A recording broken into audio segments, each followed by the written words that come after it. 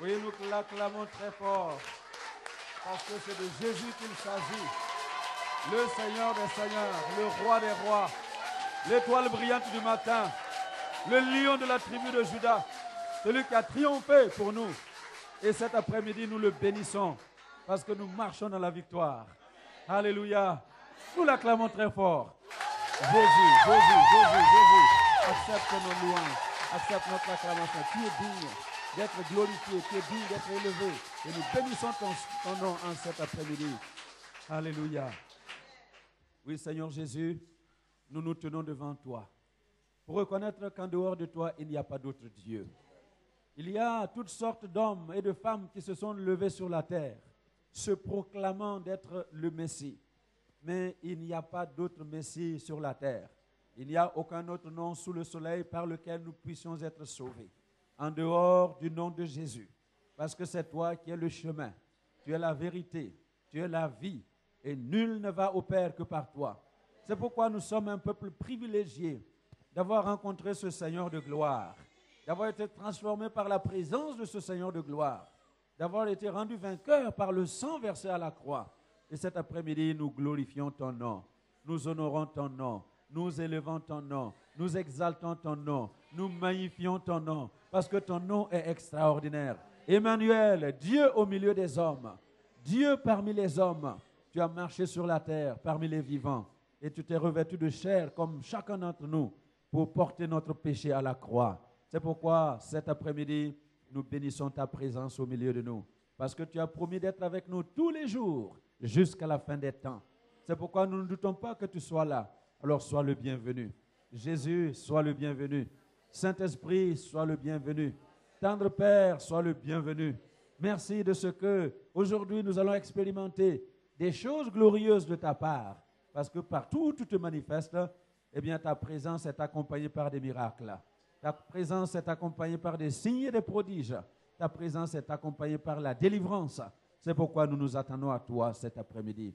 Sois béni, que ton seul nom soit glorifié. Au nom de Jésus, Amen. Alléluia. Oui, merci Seigneur. Béni soit ton nom.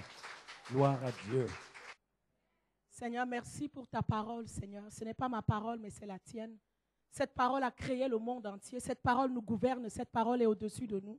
Tout a été fait par ta parole. Rien de ce qui a été fait n'a été fait sans ta parole.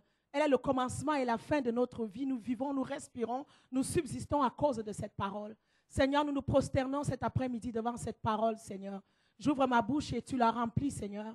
Ta parole, lorsqu'elle rentre dans nos cœurs, elle devient un marteau qui va briser tout obstacle qui s'y trouve, Seigneur. Pendant qu'elle rentre dans nos cœurs, elle devient une épée à double tranchant qui va pénétrer jusqu'à partager âme et esprit, jointure et moelle, qui va juger les sentiments et les pensées de notre cœur ce soir. Merci, Seigneur, parce que tu veilles sur ta parole pour l'accomplir.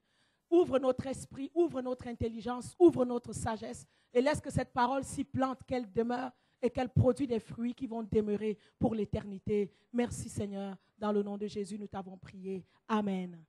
Alléluia. Oh, gloire à Jésus. Amen. Je suis tellement dans la joie aujourd'hui et je remercie le Seigneur pour ces 2 dernières soirées que nous avons passées ici. J'ai tellement rigolé hier soir quand l'onction du Seigneur est tombée ici, quand on a prié. Est-ce qu'Anne-Marie est là? Oh, je ne l'oublierai jamais. Je me souviendrai toujours d'elle. Elle est tombée. Et à la fin, tout le monde est parti. J'étais sûre que tout le monde était parti. Je la vois venir en trébuchant. Je dis, qu'est-ce que tu fais là? Elle me dit, j'étais encore par terre. Alléluia. J'ai dit, on aurait pu partir et fermer la salle. Tu serais resté dans la salle. Amen.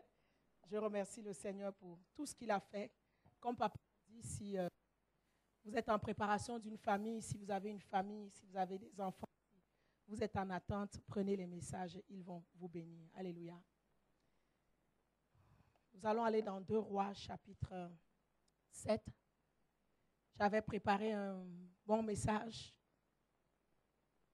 que le Seigneur m'avait déjà donné. Et juste ce matin, pendant que je priais et je méditais, des fois, il me fait souvent ces petits coups bas, il me change le message. Et je lui rends grâce parce qu'il m'a changé le message pendant que j'étais encore à l'hôtel. Souvent, c'est sur le pupitre qu'il change le message. Mais nous sommes à ses ordres. Amen.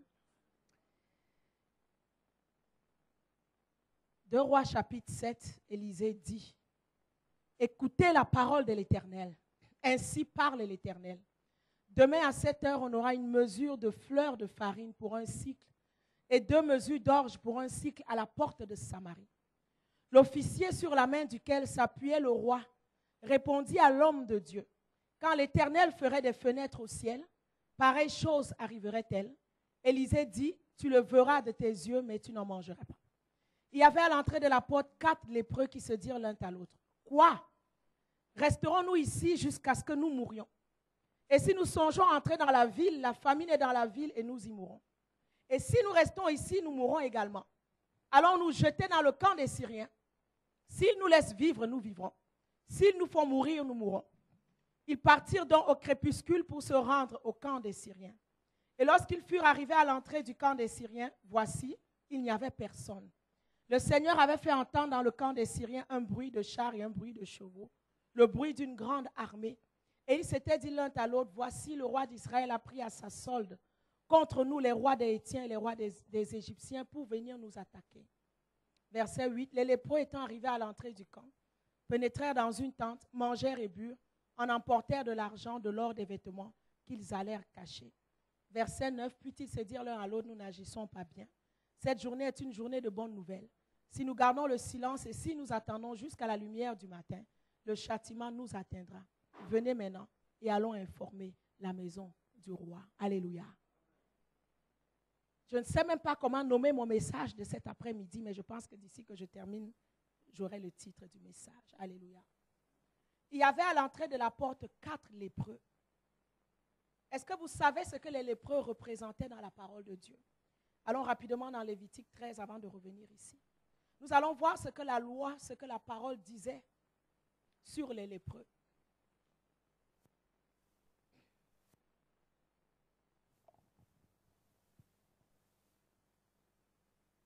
Lévitique 13, 43. Le sacrificateur l'examinera. S'il y a une tumeur de plaie d'un blanc rougeâtre dans la partie chauve de derrière ou devant, semblable à la lèpre sur la peau du corps, c'est un homme lépreux, il est impur. Le sacrificateur le déclarera impur, c'est la tête qui est sa plaie. Le lépreux atteint de la plaie portera ses vêtements déchirés. Il aura la tête nue. Il se couvrira la barbe et criera impur, impur. Aussi longtemps qu'il aura la plaie, il sera impur, il habitera seul, sa demeure sera hors du camp. Alléluia. C'était ça le sort des lépreux. C'était ça leur condition, de marcher avec les vêtements déchirés, de se raser la tête et eux-mêmes de s'autoproclamer impurs et impurs. Et aussi longtemps qu'ils demeuraient impurs, il habiterait seul hors du camp et il serait déclaré impur. Alléluia. Je vais m'adresser cet après-midi à ceux qui sont sur le point d'abandonner. Je vais m'adresser cet après-midi à ceux qui pensent qu'ils ont fait tout ce qu'ils pouvaient faire. Je vais m'adresser cet après-midi à ceux qui blâment encore Dieu. Alléluia. Parce que j'ai senti dans mon esprit que plusieurs blâmaient le Seigneur. J'ai senti que plusieurs étaient découragés. Plusieurs étaient sur le point d'abandonner. Plusieurs viennent encore physiquement de corps, mais leur esprit n'est plus là. Leur cœur n'est plus là. Parce qu'ils ont l'impression que Dieu les a abandonnés. Parce qu'ils ont l'impression que leurs prières n'ont pas été exaucées. Alléluia. Mais avant de continuer, je t'avertis et je te dis cet après-midi que quand tu as accepté Jésus comme Seigneur et Sauveur, Jésus ne t'a rien caché. Dans le monde, des fois, lorsque nous signons des contrats, en bas de la page, il y a des petites écritures que lorsque nous ne lisons pas, c'est très dangereux. Mais Jésus, lorsque nous sommes venus avec lui, il nous a dévoilé toutes les pages du contrat. Vous aurez les tribulations dans le monde, mais prenez courage parce que j'ai vaincu le monde. Il a dit, ce qu'ils m'ont fait, ils vous feront la même chose. Le serviteur n'est pas plus grand que le maître. S'ils m'ont persécuté, ils vous persécuteront aussi. Il a dit qu'un homme, lorsqu'il veut bâtir sa maison, ne s'assoit d'abord pour calculer la dépense et voir s'il est capable de commencer et d'achever. Sache que le jour où tu as accepté Jésus dans ta vie, Jésus ne t'a rien caché. Jésus n'a pas dit que le royaume du Seigneur, ce serait seulement pour la joie, pour la paix, pour les bénédictions chaque jour. Non, il ne l'a pas dit, alléluia. Il a dit, on vous persécutera, on vous outragera. Mais il a dit, heureux serez-vous parce que votre récompense sera grande. Amen. Jésus ne nous a pas caché qu'on souffrirait. Jésus ne nous a pas caché que les temps de la fin viendraient où nous serions trahis, où nous serions